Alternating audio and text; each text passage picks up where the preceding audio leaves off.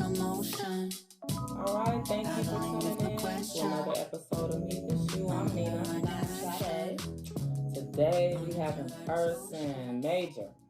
We interviewed him earlier this year, and he's here to give us an update. Since his interview, his video was the most watched on all of our episodes. People really wanted to know more about his story, so he's here to tell you about it. What's up, Major? How y'all doing? Thanks for having me again. All right, in person, right, y'all? That's right. So, since the interview, has anybody inboxed you or said anything? Since the interview, right? I ain't gonna say I sold a ton of books, but I definitely sold more because I was hearing from more people. Awesome. Okay. It was some woman, I think her name was Christine, that's something I seen on YouTube. Right. She had inboxed me and she bought 5 books herself. Oh, wow. Good. Yes. Yay. That is amazing. Oh my gosh. Okay. Christine, 'cause that was the one who was in the inbox. I really need to hear from him. Yes, more. More. Yes, she did. And honestly, I was like, when I see Major, I'm going to ask him, does he know her personally? No, You don't know her? Don't know her. Okay, at so all. guess what, y'all? See what the power of telling your story does, okay? Yeah. They really hit you up. Because she was like, she had came on the page, didn't she? Yeah. And she was asking us about him. Yeah, so that's definitely important. Get your stories out there, right? And You she see bought, what and happened. then look what come out. She bought books and stuff. Other people bought books. So Right. that's amazing. Clearly bought 5 herself, and I don't know if it was the show per se, but it is what it is. After the show, I have sold more books. Ain't no if and buts about it. Okay. Nice. So, since the show, has that made you like be a little more comfortable with being expressive? Because you're already an expressive person because you're a book writer and you help other people, right? Okay. So did that make you want to like go in another direction with your brand of what you're doing, or? Not so much of a different direction. It gave me different outlets to look at, right? Because I was shying away from podcasts because I'm thinking if y'all not follow me, but I ain't did too many podcasts. I do them, Right. But the thing is, I'm like I need some type of training. Right. You know, because I can watch videos and stuff that I did. Like, man, that's me really doing that goofball stuff. Right. But it just gave me the gumption. And then when I seen that people was keying into y'all show, man, somebody really listening. So let me get this together and get on whatever podcast I can. And like I told y'all offered me to come back. This was a no-brainer for me, especially I'm right out here. Right. I think that when people think of like podcasts, it's new, right? So statistically, by us going through the training with it, from what we're finding out is that's the new wave of the world, right? So remember how it was when rap first came out? Yes. Nobody understood rap. Nobody knew that that's what's running the world, right? And now that the rap, the entertainment business is what runs the world, they're saying podcasting is what is going to run the new, like the next Big 20 thing, years. Like that's the next big thing, right? It's $1 billion industry. For 2022, that's what companies are using podcasts to market their brand. So you don't really need any training. It's just basically on the person that's interviewing you, right? To pull whatever you have. All I think that's the case. Yes. Yeah. Because I watched my show with y'all. I don't know if y'all did it. Like I was doing so much fidgeting and because you're nervous about it. Because it's like you're in front of the camera, and so you're telling yourself like, let me not say this, or let me not say, let me not do this, or what's the next question gonna be, right? What if they ask me something that I don't want to answer, right? So it's like a game you're playing with yourself. What am I gonna do if they ask the wrong question to me? You know what I'm saying? We don't know what the wrong question is, but in your mind, you're saying like, did they do any research on me? What they know about my background? What they gonna ask? You know what I'm saying? So it's definitely, we definitely get your point of it, of why you would be nervous about it. But no, you did really good. I mean, obviously, because people came to you about the interview, right? So yeah, you got to do more. Are you prepared to do that?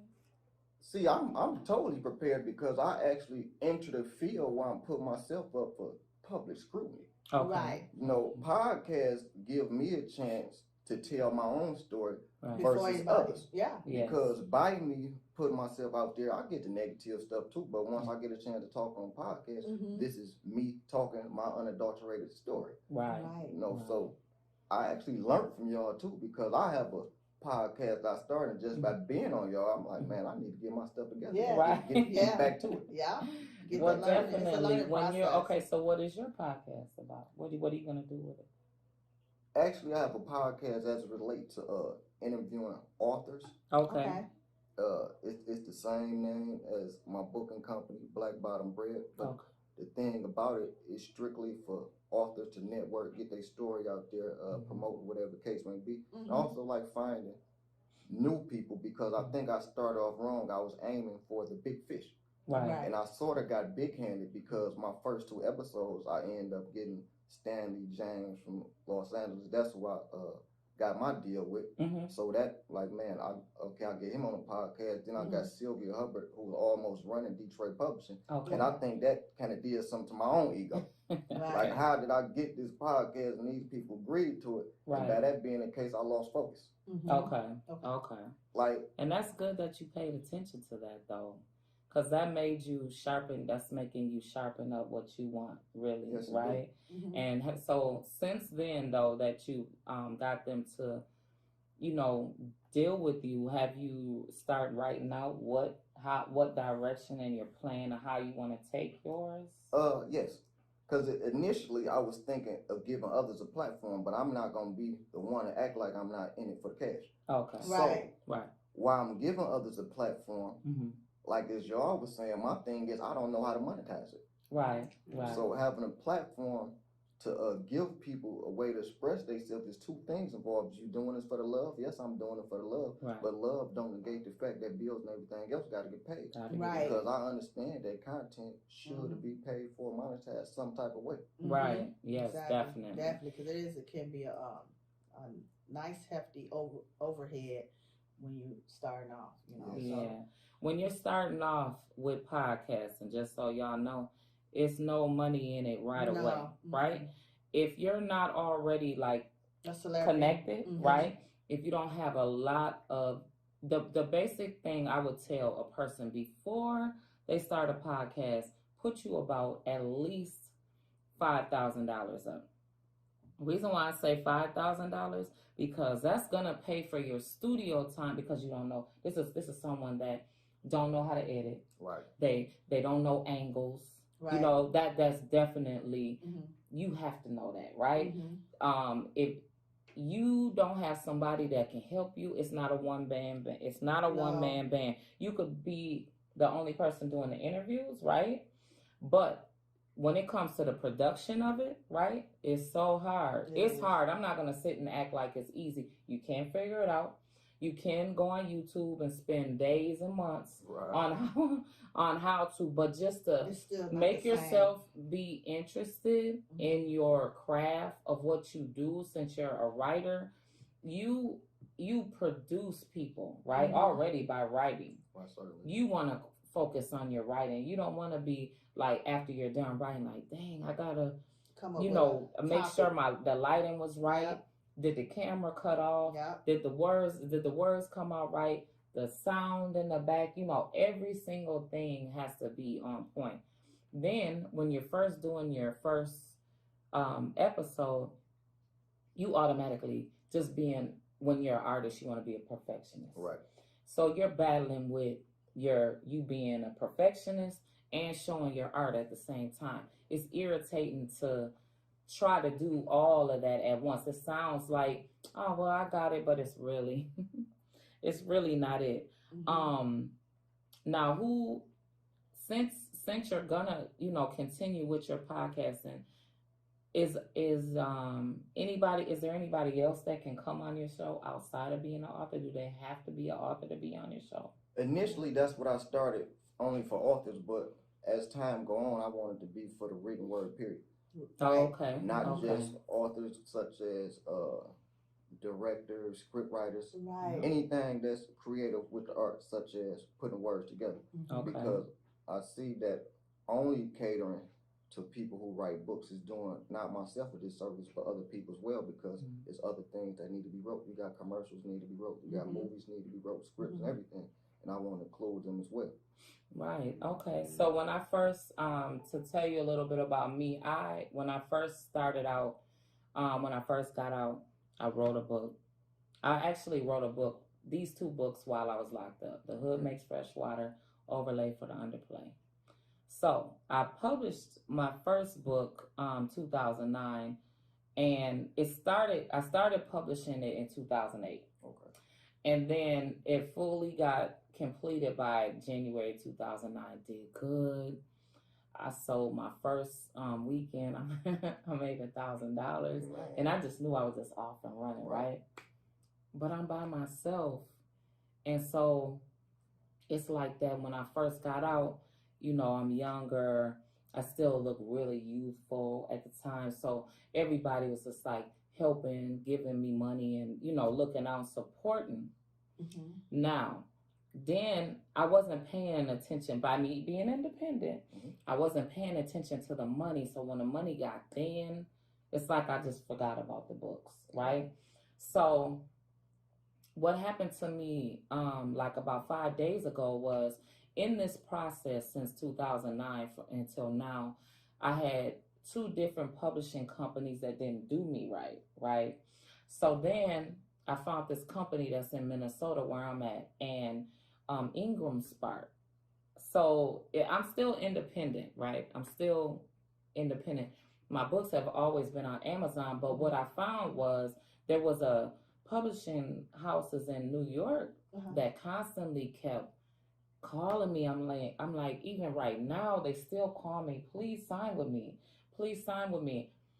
And I asked them, I said, do you want me to sign with you because of the name of the book is an attraction, right? You see on Amazon, you're seeing something that I'm obviously not seeing, because there's no company that's going to constantly keep sweating you, right?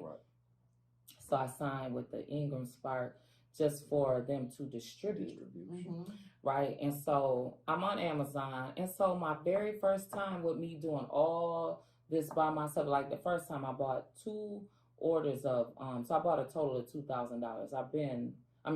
2,000 books. I've been got rid of all of them, right? But I said I need to sell with, everybody's like, your book's so good. And the name of it, you should be, somebody, so you're listening to the hype of other people, right? But for the first time, I kind of cried last week because I got a check. And I'm laughing because the check was only for like $40, but I didn't do anything to get the $40, right? The reason why I cried is because I was like, why is it taking me so long to be successful? Like with the book, because I've had people try to come and sign your rights over. Man, that book is slick. I talked to like celebrity people, right, while I was selling a book down here, right? And they even helped me sell some of the book just because of the name of it, right? And I've met, important people, passed my book off to them. They like the name of the book, all of that. Couple people that was, somebody read it, told me, they're like, well, are you going to turn this into a movie, right? And so it's like, then it's like those times come, it seems like, when I'm into doing something else. So it's like you're doing your publishing right now and you're helping other people with publishing. Now the success with the podcast is making you say, like, I need to go back to where I started, right? I started off with with the podcast, right? So now it's gearing you back to doing that. Do you think that that's gonna, is it gonna make you be unfocused on what you already have going on? Nope. Okay. Reason being is because I mentioned to y'all before, I wanted to do everything. Okay. Like I want to control marketing my book. I want to control sales. I want to run my podcast. I want to write the episode. I want to solicit guests and all that. So that's why I said no, because I'm total understanding now that I can't do everything by myself. So I'm slowly but surely building me a team so I can focus on what I focus on and let them focus on what they good on. Right. Because even if I come up with the idea of having a podcast, it's more to it than that. I don't know how to sit back around and mix and edit. Right. You know what I'm saying? So that's why I gotta assemble the team for that. Sometimes I think it's good that you learn everything for yourself. So when you do give out the jobs and outsource it to another person, you know exactly what they're doing and what they're supposed to be doing, and they not out slicking you kind of or slacking on their job. You know what I'm saying? You're like, okay, you missed this step, this step, because I know this is what I've done and it was successful. You know what I mean? Right. So I think it's always good for us to know each part of our job that we handing out firsthand. Right. So do you now since the when you were on the show, have your kids said anything to you about it? Did they watch your interview? Yeah. Did they have did like, you know, anybody that you're dealing with, did they tell you like, okay, well, I like you said this, I don't like you said that? Well, because it's always gonna be because they seen a little bit more of a side that they may not have before. See, when it comes to my children, right? I think it'd be interesting to them because they actually learning from me firsthand versus hearing. Okay. Now, I don't have no problem talking to none of my children about anything or talking to the public as relate to books or whatever. But I don't always have those conversations with my children because those ain't the conversations that come up. If those conversations come up, I have no problem with it. But outside of those conversations, they can sit down and watch a podcast like, man, this is what's going on with you. Even with the last episode where I mentioned about the older children and the younger children, they haven't mentioned it, but I'm quite sure they like, man, this is how this guy really feel. Yes, this is how I really feel because I told y'all. And this thing's the conversation that we got to always have. As long as I keep an open line of communication, whether y'all use it or not, y'all can think about what y'all want to think about this podcast. Right. Know? So, yes, everybody has something to say, whether it was negative or positive. But even when it comes to family, I take the negative as, okay, this is what I need to do. Right. Okay. I actually look to them to give me stuff. Right. And so have they said to you, like, you know, have they been more interested? Did anybody move closer to you or did anybody move farther away? I ain't moved farther away, but I still don't think enough time has went past for them to move closer. Right. Nobody moved further away. Okay. And I'm still mending relationship because I've been gone. Not been gone, but I did 17 plus years. So I'm still mending a relationship. I came home in 2017. So I'm relatively fresh. Yeah. So do you think that how hard or easy was it for you to transition from the north to the south? Like what is the difference to you? What made you, I should say, what made you do it like to where I'm like, okay, I can go into a new space and just start all over? Because it's always hard to start over. That change seems like it's just hard to just leave from because that's what you're used to. See, in Detroit, I want to say I was actually okay as relate to the publishing world and me being a publisher, self-published books and giving others a chance. So in my mind, we can do numbers. I'm okay where I'm at. So when I come here, it's doing that all over again. I mean, from the registering business to getting hitting the blocks and meeting people, I got to do everything all again. So it's not so much of a hard thing. It's about me using the same grind and motivation I had when I was at home. But what I can see is the difference versus being in Michigan and Georgia. Georgia is more acceptable to what I'm doing. Right. Okay. More support. And when I say more acceptable, it's like I can literally pull a soapbox out in the megaphone like did come cop black bottom bread, and that's what they do. Versus if I did the same thing, for example, on Mac and Shame somewhere, somebody gonna be like, what's up with this clown? Okay. Y'all know what's up with me because I'm standing right here in this box with these books in my hand. Right. Here, people start what you got. Okay, how many can I get? How many you got? Yeah. You know, it's just something about the southern part of the world and in the Midwest. Right. It seemed like everybody embraced you, no matter where you from here in Atlanta, Florida, whatever.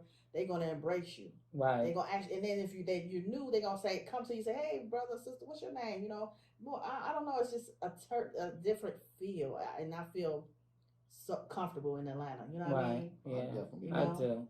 I know that when I gotta give it up to Detroit for this. Being as Minnesota is so it's so much so many Detroit men there, right? Yeah, I haven't met a lot of Detroit women there, right? But I've met a lot of Detroit men.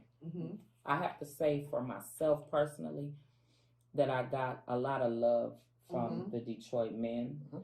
And when I went to Detroit, this was in 2000, I want to say 14. When I went, and we went to this area where it was like black businesses. They had like a parade type of feel, like had their businesses out. They were selling different things. And when I went to this event, Coney Island. I don't know, something like that. I want to say Coney Island, but I don't want to stop you. Yeah, that's it. That's where we went. And so when we went there, they were very supportive. They bought my books. I walked around with them in my hand. They stopped me. They gave me the $10 for the book. They was asking me questions. I actually met this girl that I see her online now. She's bossed up, and guess what? She's here. Oh, wow. She's from Detroit, though. She's the her name on Instagram, I think it's the Black Vegan. I'm gonna show her to you. I'm gonna show you her. Okay. And she stopped me and was like, "Hey, I want you to come on my radio show. I need you. Where you from? I know you're not from here." I was like, "No, I'm from Minnesota." She was like, "I need you. I need you." I said, "Okay, cool, anytime." You know. She was like, "What's this book about?" "Oh, it's fly. I like this name." "Okay, yeah, sister, I got so." My experience in Detroit was very good, but I was with men, you know, and so they probably, you know, they knew the area, they knew, you know, they were from there, they knew where to go, what to do. So, and they were just people that I met from before I was, you know, got locked up. We was in that game, you know, and they was in Minnesota. They went back home. You know what I'm saying? They were blessed to still be alive. That we, you know, was able to connect. So they took me to the right spot to make sure that I could, you know, dump my books off and get my word out for it. So, do you ever think of doing a book tour? Actually, I done started here. Okay. Of putting a book tour together. Okay. My first leg of it actually on November the 20th because I got a book signing and reading at the Douglas County Public Library. Okay. So that's the first leg, and I done met up with another author who's from Atlanta, and we just been tossing ideas around. Okay. And he like, "You done just got down here, and this what you doing?" I say, "Yeah, this is my first leg." Right. He say, "Okay, you not just running your mouth. Right. You actually doing what you're doing. You just got here." So we've been going back and forth trying to put it together. It's just as relate to me personally, this is my first leg. Okay. All right. Well, hey, you're on the right track, definitely. Yeah. Have you thought of anybody that you want to bring on with you that would be good to, you know, fit in your brand of what you're doing? Like to, you know, or have you thought of like, okay, when I go to different spots, I reach out to, you know, see who can fill in the spots, you know? That's what I've been doing locally, like seeing who is who, following local people on social media, like what are they doing? Okay, this would be a good fit. Okay. These are the people I don't know who I'm looking for, but I actually got a European who I deal with named Chris Mattoon. Okay. His book is called Cheating Death, and it's a memoir about his life, even though he come up in a different place, in a different era, because he's a retired attorney now. Okay. But corporate attorney, but when you put the books side by side, the universal message is the same because you're talking about redemption. Right. And he got experience to share. He didn't have a prison experience to share, but he still have lessons from his neck of the woods that ties in with mine. Right. So once mine get to going, I definitely gonna invite him, and he vice versa, because when you talking about combining audience, my personal thought, I don't think there's nobody who I can deal with better. Right. And I'm not talking this just saying because I know him. I literally met him like, man, this is what's going on, and we click like that. How did you meet him?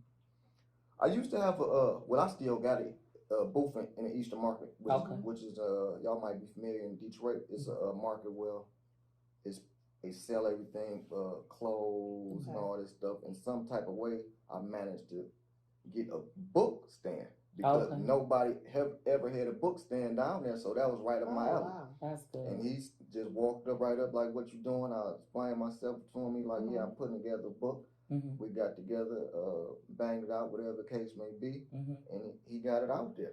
That's good. And that's love right there. I never thought that I would deal with someone up intimately and personal with that walk of life because I come from somewhere totally different. Right. I come from the hood. I actually can't relate to his life, but the story I can relate to it. Right. Because once you get to the end of it, it's about redemption and doing better. I went to prison. I made up my mind. His pitfalls in life. He made up his mind. Right. So I would love to have him to come with me, Okay. as well as my how would you call it? Label mates? No, that's rap. But the people who I'm signed to, label mates. The people who I'm signed to, who I got my deal with Gang 10 Publishing, I love it. Yeah, well, that's your label mates, definitely. And I love to have them with me as well. Okay. And so, what are they doing now? That you said is on the West Coast, right? Yes, Los Angeles. They got a marketing machine out of this world. Really? Yes, they got a marketing machine out of this world. I'm glad that they would accept me, and however it went that way. Now, how did they find you? How did that deal work out? Stanley James, right? Okay. Before I even had a book out, I was on social media. Okay, this is the 4 pages I did. This is 3 pages I did. Then I was documenting myself when I be in the streets. Like, this is where I'm at. And he just contacted me like, he saw you. In so many words, babe, I see you. Yeah, I see you. That's right. In so many words, then I was out here visiting. I'm like, let me call this guy up. He went on live, and I literally I don't usually do that. I requested to be on the live. Oh, nice. That's right. That's how you do it. And he accepted like, you know, what's up, bro? I don't know you, but I've been following and seeing what you're doing. You know, I just started my company.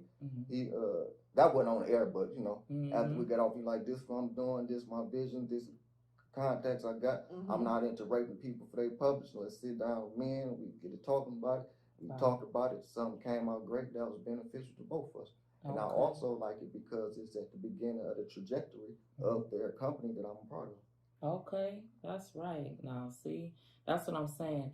The one thing we learned about in content creation boot camp is that a person can give you the game, right? They could sit on the stage, they could sit all day.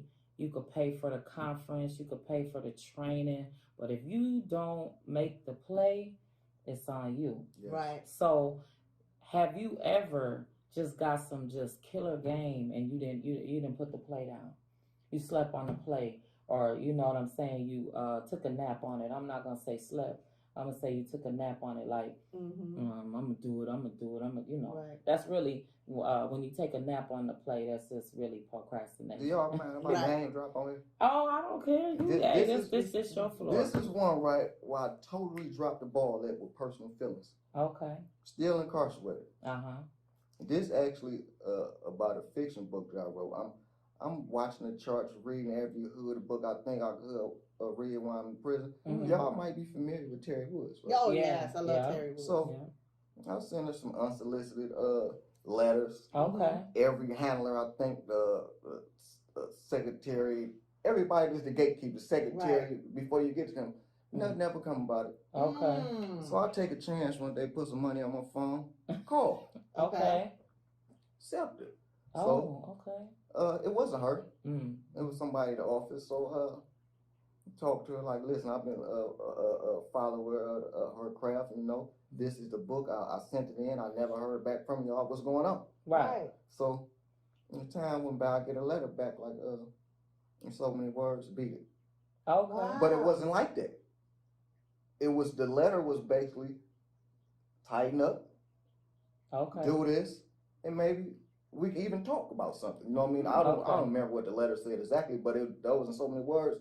Not right now, get it together. But I took it as, hold on, this book that I got right here is the, you know what I mean? And you don't want to deal with this book. I don't know what y'all talking about. Right. So this is what I mean when you asked about dropping the ball or whatever case. I totally did, because my own emotions, like, hold on, y'all need to deal with what I got y'all. But as time went on, before I got out, I looked at the letter. This wasn't no letter telling me to beat it. This was a letter saying tighten up. And then, we, you know what I mean, we'll get it together. Right. By me not tighten up, looking at the letter like, man, forget y'all. And I was listening to the drama that was going on with her at the time about the authors and all this stuff. So I'm like, no. So when I ended up meeting her years later, after I was out at a book event, I briefly mentioned it. She ain't remember, but she was like, if you got the letter from my office saying it wasn't so much telling you to beat it, you just should have listened. Okay, pay attention. And if y'all look at her career, versus 2004, 5, 6, or 7, whatever year it was that I hollered at her, she shot up since. And me, no, I totally dropped the ball. Okay. Totally. Well, I wouldn't say this though. You matured. Yes. Right. You learned to listen, and you're what's for you is for you. It wasn't. You weren't made to make her more greater. It's for you to make you great. Right. Your every single thing that you have going on right now, it's your time, and it's meant and designed to go for you. It wasn't for you to make Terry Woods bigger than what she is, right? So I mean, that definitely gave you a lot. That it gave you that game that she gave you, right? It definitely is making you pick and choose your plays without emotion. Yes. Right. A person with that was a blessing. When you talking about clouded emotions, you make ridiculous decisions. Right. And I totally did, because I was stuck on my own ego in prison. Right. Like, hold on, anybody I sentenced to, they don't want it. You like, not me, not my stuff, not what I know this. I know what this is. He wasn't ready for turn down. He's like, no, you ain't for turn me down. Especially if I can take something I wrote and give it to this guy overnight, and I get paid for some piece of paper for overnight. We ain't talking about no book. This is stuff on the Smith Corona. Banged out. So if I can get y'all my stuff overnight and y'all pay me and give it back in the morning, the people out there gotta take it. You know what I mean? But it wasn't like that. It was basically, idiot, listen. Right. No, I'm not listening to you because I got 500 other people telling me what it is. Right. You know what I mean? But that was cool. It was a learning example, and I do truly think I dropped the ball for messing up the relationship. The relationship that could have been, far as what I'm trying to do. Right. But when you went and when you met her, when you had a brief meeting, when you saw her, I mean, what did she say then? Did she want you to send her more? I didn't even talk to her about that. Okay. Because I was at the beginning of starting my own company. I just acknowledged her, let her know, I'm family, working, all that. Right. Talk to her. But it wasn't nothing about sending you what I'm doing. I just brought it up to see if she even remembered. Right. And she did remember, and it kind of tripped me out, considering how many people probably was sending unsolicited stuff to her company just to even get a response back or something. Yes. You know what I mean? Right. I had a situation just happen to me on Friday. We were in, not Friday. What was it, Wednesday? We went to Magic City? Yeah, Wednesday. Okay, so we went to Magic City. And so we seen T.I.'s road manager in there, right? So I met him actually when I was on my book grind. And Clay Evans, I met him. And how I met him was when I was walking, and I was going to this club. Me and my friends, we were promoting the book. And it wasn't The Hood Makes Fresh Water, it was overlay for the underplay. So I had like a stack of like 10, 12 books in my hand. So when he saw me walking, holding the books, and there's like 10 girls behind me, he's like, hey, where you going? Come here. I didn't know who he was, so I just like kind of ignored him, kept on walking. he came up in the bar with us. He asked us what we was doing there. We talking. He like, hey, he like, you write books? I was like, yeah, yeah. You know, I kind of like. So he was like, I like that. So we talking whatever. He's like, hey, give me some of them books. So we go around the bar. Like I said, I don't know who he is. He just said, I'm Clay. Everybody know who I am. I'm Clay. At this time, T.I. was in jail. Okay, so he used to go around, he settle books, he come back here, girl, like he hand the book, you know, hand me the money. Right. Here you go, like he doing like that. And I'm like, okay, thank you. Like, look, I got soft on him. I'm like, right. Yeah, thank you. So he gives me the money. He's like, look. He was like, straighten up. He was like, you better get up out here in these niggas' face and get to telling them who you are and what you doing. Like he, like, right. You know, pumped me up. Mm-hmm. He was like, don't be shying away. Get out here and talk, man. What you doing? I was like, okay. So he was like, go ahead. Like she is shy. He's like, go ahead. I'm like, okay. But she was shy. Now she not. Believe it or not, right? From what I think I know, most writers are usually like that. Yeah, I I was writing forced you to get out in the public. Yeah. Right. And I went and I sold the books, got his number, was talking to him like over a period of a year. And he kept trying to connect me with people. Because he kept saying, he was like, you got it. He was like, and don't you sign your life away. Yeah. He was like, you got some $1 million game, girl. He was like, just off the name of this book. He kept looking at it and looking at the cover and the name. He was like, you got to get out here and really, you know, beat your feet. Mm-hmm. I was like, all right. And then I seen him Wednesday at Magic City. I asked him, I was like, you remember? And then he didn't at first. Right. Look, it's been like 10 years. He's like, no, he didn't. So then I started telling him the story. I showed him the number on the phone. He looked at me, he said, you ain't called? Right. I hollered, I said, because you kept telling me you didn't know what to do with me. He kept telling me that. Right. He was like, I don't know what to do with you. But when I told him on Wednesday, I told him that what I was doing now, he was like, good shit. I'm loving it. He said, so I'm going to be hearing about you. You got my number, so I'm going to be seeing you. Right. Mm-hmm. So that just let me know, like, you're on the you're on the right path. Yeah. You know what I'm saying? I don't need nobody else to make me whatever it is I'm going to be. I'm going to do it. Right. You know? I ain't looking for no, you know, handouts or nobody. And that's why I'm relating back to you with, like, the Terry Woods situation. You don't need her. You know what I'm saying? You didn't really drop the ball on the game that she gave. It just gave you more strength and more, you know, confidence. Mm-hmm. And like you said, I don't want to go talking on nobody's show. Well, let me see how it is first. You know what I'm saying? Mm-hmm. Okay, it might be a little something that I want to try out, and then see you're satisfied, you know, with how it comes out. Because you never, only thing I think with podcasts is what people are afraid of, like we was talking about earlier. You be in like a situation where, like, what they know about me, where they come, you know what I'm saying? What did they find out about me? Mm-hmm. They gonna try to whip out a question on me that, you know, I might not want to say, you know what I'm saying? And then still and all, now that you're learning, like, I know how to articulate it to however I want to be perceived, right? You are in control of how you're going to answer, you know, your questions. Because everybody's like, oh, you know, do y'all got a, you know, a questionnaire? I'm like, yeah, we got a questionnaire, but we never really stick to the questionnaire because a podcast really is like comfortability. Yeah. You know, if a person is in the, it's like pillow talking with somebody that you first meet, right? You're not going to let nothing come out your mouth that you don't want to. Right? So you, when you're pillow talking, it's like, yeah, you got comfortable. You was over there pillow. You know, people get mad at that, right? Mm-hmm. You was over there saying too much, and it's like, no, I'm not. You know, I know what to say. So moving forward, what you got coming up, like within the next 30 days, that's, you know, pertaining to the podcast and you doing a book publishing?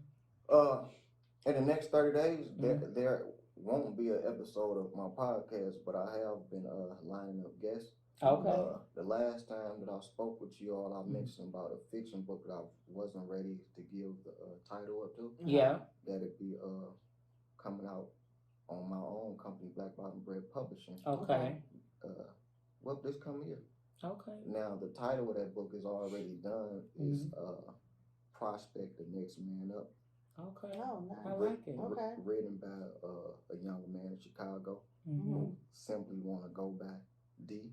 Okay. I tried it in so many words. Like, tell me his book name. You need to put your name out there because D is not gonna work. But he's hard bent on D, so now he's gonna take the small machine of Black Bottom Bread Publishing to make D mean something, because I totally believe in the story. The few people who I have looked at the story, they believe in it. Okay. So that's. Can you give us a little bit of what it's about? Yes, I can. Okay. It's actually about 3 brothers, 2 of them twins. Okay. We know that Chicago has a heavy gang culture. Yeah. Right. So the book is about actually all 3 of them are in a gang, but it shows the pitfalls of being in gangs. Okay. And it's not one of those stories where how you get everybody get killed or everybody get locked up at the end of the book. Is actually a real, even if this makes any sense, I don't want to be making up no word on y'all show, but it's one of those things that a fiction book that's real. Right. Okay. You know, but it's real. It's a real fiction story. But he changed the names characters and some of the situations to protect the innocent. No, it's nothing like that to protect the innocent. It's a real fiction story, but the culture of it is real. Okay. It's a real fiction book, but the gang culture inside the book is real. Like, there's no stories in there where he got to worry about looking over his head because he wrote a fiction book. It's a true fiction book, but he wanted to depict the gang culture as it relates to people not knowing. Okay. Especially when you come to hood books, it's always you even I write hood books myself. It's usually somebody ride off happy at the end of the book, or everybody get killed, or everybody go to jail. His book don't lead to that. It lead to real life consequences, and people need to know about them and want to know about them who not familiar with gangs. Right. Okay. So I can start. What do you think that what made you believe in it? What made you take on his story? Because I want my company to promote redemption. Because I come from a crazy messed up background. That actually I talk about in my book, but it's not so much of just my background in different states and cities. It's people with the same backgrounds. It's just, this is where I was at. And when we had a chance to sit down and talking, me being told the story, because I actually told him it was some BS. Oh, wow. And he remembered it. he like, man, I remember you told me it was some BS because I wasn't seasoned. And now I truly feel like, man, this story is universal. This not no Chicago story. Right. This ain't no Detroit story. This story need to be out there. And he actually believed in me, like, okay, bro, we can make this work and get the story out there. Okay. And that's why I didn't mention the title last time, because because it's in the making. Right. Like exactly what I said. But now it's official. It's coming out. Coming out 2022. I want to say February and later March. Oh wow! Thanks. Now, so have you with your publishing company? How do you keep it to where it's afloat? Are you able to create it to where you're able to get like grants or funding for it, or what are you doing to keep it running? I was soliciting grants and funding for a minute. Prosperous Detroit looked out for me a little bit. Okay. But as I kept going, I'm still with that. I don't want to, not owe so much, but I don't want to, y'all had to be, I started this. Right. Okay. You know what I mean? Right. Yeah. And when you talk about you having a business and growing it, I don't know where my company gonna go in years, but I don't want the rhetoric years later. Right. Oh, when you started, this what we gave. Right. Yeah. Give us something back. That's true. And it's not like that. So when we talking about funding, it's actually a gamble with me. Right. Because I don't want nobody who I'm signed to give me a dime. Because I truly believe if I'm the publisher, I shouldn't be asking you for money. Right. But you're taking the time to do it. You're supposed to get something. Mm-hmm. See, I'm so in love with the stories and the people who I deal with. If I take the gamble and my gamble fail, I'm willing to accept that. Mm-hmm. Okay. But thus far, the gambles that I've been taking, even though it's my book and another book, or I haven't failed as relate. I know how to get up from defeat. Okay. Most people that start some have defeating lessons, and maybe at my age and what I'm doing right now, I haven't got that defeating lesson. Mm-hmm. You know what I mean? I know that things don't work out. Okay, this the not the best book that's ever written. Right. But I have confidence with me and the people I deal with. We know how to sell best. Right. Yeah. This don't got to be the best story. Mm-hmm. I truly believe it. Mm-hmm. And I'm also learning from a bigger machine who I deal with to push my own brand. Okay. Okay. So, and just like it's done to me, I'm not being raped with no publishers. This is your story. You owe 100% to your own right. So I'm giving the same opportunity that was given to me. Right. Mm-hmm. Yeah, when I dealt with Ingram Spark, I typed in because when I got home, I did everything myself. Mm-hmm. And I was self-published underneath. So everything, like you typed the whole book yourself, right? Everything. Wow. Everything. 30 hats. Everything. And what I did was I gave the flash drive to a woman by the name of Sue Corns, right?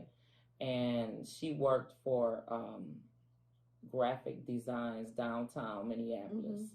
And they did distribution out of Lerner Books. Lerner Books is one of the biggest. Lerner Books. Yeah, they're one of the biggest distribution in the Midwest. They do like all of the school systems. They print.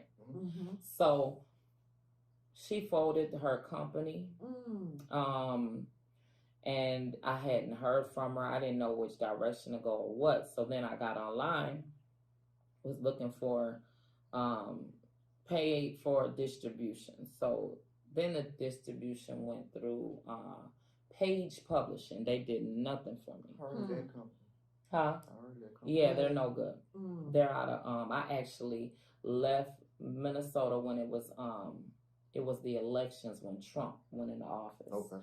I was down there that whole week. Went to Staten Island. Oh, New York. Yeah, I was there when Hillary lost. I was actually downtown Manhattan. It was all blue. Hillary, and Hillary didn't win. I was there in the flesh. And so I went to Staten Island, met the public, the guy. He was an Italian guy that owned the company. I seen thousands of books they had, like in a room, like in a big conference room like this, and they had lots of books all over their wall, had books all up, stacked up on the table, and they showed me my book, showed me what it looked like. They had like their daughters or nieces or whatever working in the other part of the building. Took the train, talked to them for a minute, took the train back to downtown Manhattan, stayed there for a day or two, and then I came back home. I just wanted to make sure that it was an actual spot. So then they was not running my book at all. I never got a royalty check from them. Wow. And that's why I was saying to y'all, like, why I was emotional about it when they, Ingram Spark gave me a starting of $40 from off of 5 books that they sold, right? So that's what I'm saying. Like, I don't really, even though all this time, this situation is so totally different from when I had printed up 1,000 copies each time. Right. Because off of those 1,000, I had to sell them on my own. Like literally, I didn't have nobody marketing it right and selling it for me. So I just was like, okay, well, I'll stick with Ingram Spark because that's not nothing that I got to even worry about, right? It's not the money that I want, because if I had sold them, then I would have got, $80 versus the $40, right? But it's like I'm not doing any work, so, they print it up, and it's print by demand. So If somebody's asking for it, they're gonna print it up and ship it to them. So it's not, I don't Not have to bad. worry about. I don't have to have a whole garage full of books and be worried about stressing about, actually seeing it and trying to get rid of it to get my money back. Well, dang, I gotta sell, all these many to get that 5,000 that I put into, So it's but at the same time, it's like, okay, the book is old now. Good titles, time for the sequel, should have been out, but it's time for that to come out. So I need somebody that wants to, really put into it being a movie. Like when I first put it out, they was talking, people was talking to me about it, but nobody never came and was like, okay, well, let's really do it, So it's like, it's like, that's the type of mindset I'm at with it now. It's like, what can I do with this? Because it's just money on the table. You know what I'm saying? When you talk about books and older books, it's like from each book, I want to say 5 streams of income. It might be more. And when you're talking about the physical book itself, then you got the digital. Right. Then even what you said, you got the movie to the book. So you're talking about 3. Now you're talking about the audio. Then you got 4. And what was the 5th one? Serialization of your novel. Right. So I look at it like even with the older projects, it's not for me. What I'm gonna do with it is what's gonna happen next with it. Right. Because once the book did what it did, the book did what it did. Right. But you steady can still pull from that same bank. Because fiction is, what I noticed, fiction is different from nonfiction, because nonfiction you probably can sell for 30 years. But when you get to talking about fiction stories, some people want to hear these stories or not.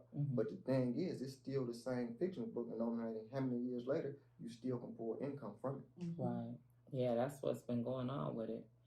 That's definitely what's been going on. The people that know me, they know, like, yeah, she wrote a book. Yeah, she got 2 books or whatever. But like, I don't even talk about it to people now because I'm pumping the podcast, right? So it's like, I don't even really, go into it, but just so happen that's what, you know what I'm saying, you got. And so that's what made me bring it up. That's what made me bring it up. Oh, that's a whole another discussion. Right. Yeah, I'm actually, even though I got new books coming out, the time that I was in prison, I'm not just finna let the books that I wrote in prison be books that I wrote in prison. Right. Because now that I'm entered the field of putting my stories out, not only is this new stories and other people's stories, these old stories that I wrote can still come to life with different streams of income, whether I put the book out or not. Definitely. And that's how I look at it with your projects. Yeah. Whether they old or not, now these same old projects gonna bring new cash in with new revenue streams. Right. I was thinking of trying to find somebody that could come in and, like manage it. I know they have book managers or whatever, but it's so hard to find. That's just a resource that I'm going to look for. I need one. Somebody that's genuine and somebody that that's going to push it. Right. Because when you saying looking for a book manager, right, that's the stage I'm at now. Okay. I don't want to do all this stuff. Right. I don't want to be the manager. I don't want to be the agent. I don't want to be the publicist and all this stuff. It's a running joke in my household. I tell my significant other, my wife would be like, who you think you with? Because I be joking like, they better call me now, because in a minute they gonna have to talk to somebody else. Right. But serious, no, that's true. I'm actually being true and honest, because I have to guard myself for the people who I want to contact me. Right. Yes, you know what I mean? So I will give my personal number out, but I only give my personal number out to people who I want to give it out to. Right. That's why I got a whole nother phone for that. Right. So if this person is in this phone, that means they need to be in this phone. Right. So I'm like that too. So I'm totally to the point. Yes, I am looking for a book manager, because the same way that movies, actors, and rappers and singers, they got them. Yeah. It ain't only an agent and publicist for people who write books. It's a manager too. Yeah. That's right. I'm at the point I just can't find it. Right. You will. I'm quite sure you'll find them here for sure. You will, yeah, because this is the land flourish. of ATL, the land of resources. Like Definitely. LA. This in LA. Yeah. Yeah. So I'm literally assembling a team from the ground up because at home, my team wasn't an official team. It was the people I dealt with. If they want to see me win, they're going to do what they do. But it's more than that now. I'm not in Detroit or Michigan. Right. This team got to be built for real because at one time I took my company, not as a company. I took it as, damn, this cash like this what we need. Right, yeah. I got, hold on, I just got $2,000. Right. What we need? Right. This ain't a business to me. Man, I just done came up, but I had to take those thoughts out. This is a real business. Right. If I get $4,000, see, I can't just go spend $3,000. No, I know. No. But, and how did you separate yourself with that? Man. How did you separate yourself with that? Because that's a hard struggle for us as well. You always, when you get the cash in hand, go buy what you need so you're not stressing, you know? My company is basically 2 years old, the age that we know about Corona. So right when they started opening things up is when I end up getting my booth downtown. Okay. So I do look at numbers, everything. Okay. So if I that's got a booth downtown and y'all telling me y'all get 40,000 people of foot traffic. 400 people want to know what I'm doing out here. Yeah. Right. We ain't talking about the 40,000. 400 people want to know what I'm doing, and probably 40 of them about to stop. Yeah. Right. Out of the 400 that want to know what I'm doing, and after 40 of them stop, 20 of them come back. That's right. And that's how I'm looking at it, but it was ridiculous. Like, what is you doing out here? I got Cash App popping off. I got Zelle popping off. Venmo popping off. A cash in hand. I'm like, man, this is serious. Yeah. Right. So when I leave there at the end of the day, hold on, I didn't come with this. Right. I'm not thinking about it. So good that you look. Babe, what you need? Y'all need something at the house? I just seen the furniture. We need, you know what I'm saying?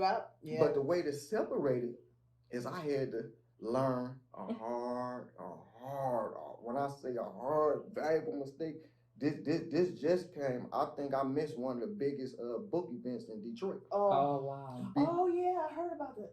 Isn't that just recent? Last month? They canceled it. The Hustle and Grind book thing. Okay. Ended up being canceled. But at the time, I probably literally had like 20 books. Oh wow. You know why I only got 20 books? And I've been planning for this a bit for the long because the cash that I was getting, man, I'm stacked up out here. I'm not thinking about no books. I'll get these books when I get them. Right. But the money left. Now I don't got no product. Right. We've been there. You see what I'm saying? So this is a real business. If we're gonna use $100, if I make $100, I'm not about to spend no $80. Right. Okay, I'll take $10 or $20. Now we talking about bigger numbers. You still gotta think. Still gotta think like that. I'm gonna take this and put that there. So now I look at $100 with everything I do, even if it's $1,000, $10,000, I take the $100 variable. Like, man, this need to go for marketing. I might need to pay for this for the newspaper. You know what I mean? I might need to just have this just because. So that's how I separated. When that time came, they canceled it, but I was banking. I'm like, I'm about to get this. Time coming up. I'm like, I don't have any books. Sell 20 bucks. Have you set up your QuickBooks? Have you set up your business as a business or whatever? How are you doing I actually had it set up from the beginning, but I wasn't using it like that. Okay. Money wasn't being deposited to the business account. All this other goofball stuff. Okay, I can take the money out of my pocket and put it back in the business account. That ain't gonna happen because these places be closed and they need their cash. Right. So that was the turning point for me right there. Like, man, it makes no good if I got money and I don't got no product. Right. This is what brings the money. Right. I'm like, no, I'm going backwards. Okay. So now that's where I'm at right now. I don't care if I go out there and sell a whole $2,000 or $3,000 books. The thing is, this book is the company. Right. I'm gonna have to get paid just like somebody else get paid. Pay yourself. Right. Okay. So, we want to thank you for coming and meeting us for another episode here. We're gonna wrap it up. Appreciate y'all for having me. Is there anything else?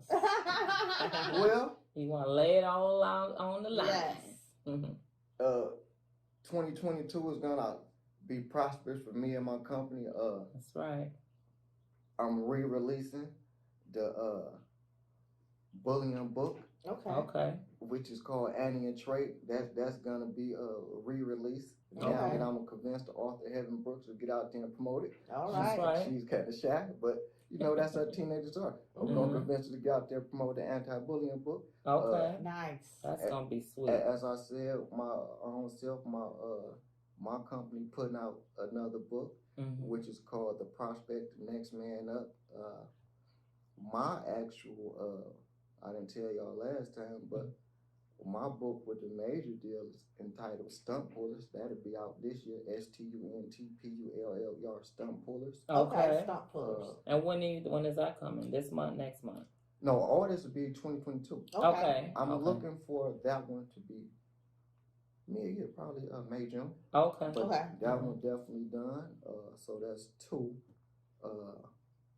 Well, no, it's actually 3 because there's 2 on my own, and I'm also releasing another fiction book on my own company. Okay.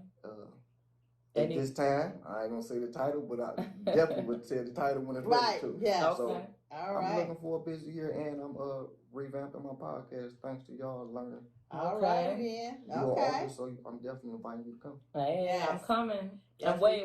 Is there anything else outside of the writing world that you're doing that you want people to know? Okay. I'm still consulting outside the writing world. I finished my first commercial.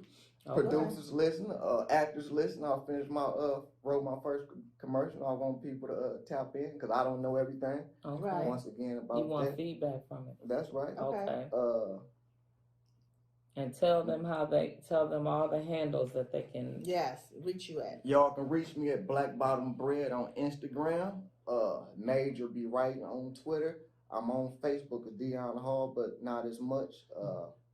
LinkedIn with my name. You can put it in Black Bottom Bread Publishing, that'll come up. Or anybody can email me. My email is major@blackbottom.com. Okay. November the 20th in Douglas County Public Library. I will be there signing books and also a question and answer session as well. Yes. Okay, and one more thing. What can you give them that will inspire somebody today? What's the last words? We wouldn't say a shoe moment this time because you gave us a shoe moment last time. Inspiration. Some inspiration to success. Inspiration is to success. I would think invite the naysayers, especially when you come from a checkered past. Invite the naysayers because we don't like to say it, but critics and things like that drive who we are because you don't want to please nobody, but you do take a opening ear to all negative things. So for success, accept it all, the good and the bad. Yes. And it's kind of cliche, but don't give up because I didn't, and I supposed to been counted out. All right. Yes. And don't forget, we got new product alert. Bossed Up Beauty. We have waist wrap bands. So www.bossedupbeauties.com. You will see it in the link below. Waist trainers, body shapers, and waist wraps.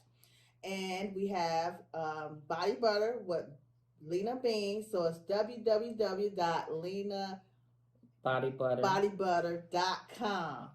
And Cashmere Lux hair products, www.cashmereluxhairsalon.com. You get all your natural hair care and hair growth products from there. Thank you for tuning in to another episode of Meet the Shoe.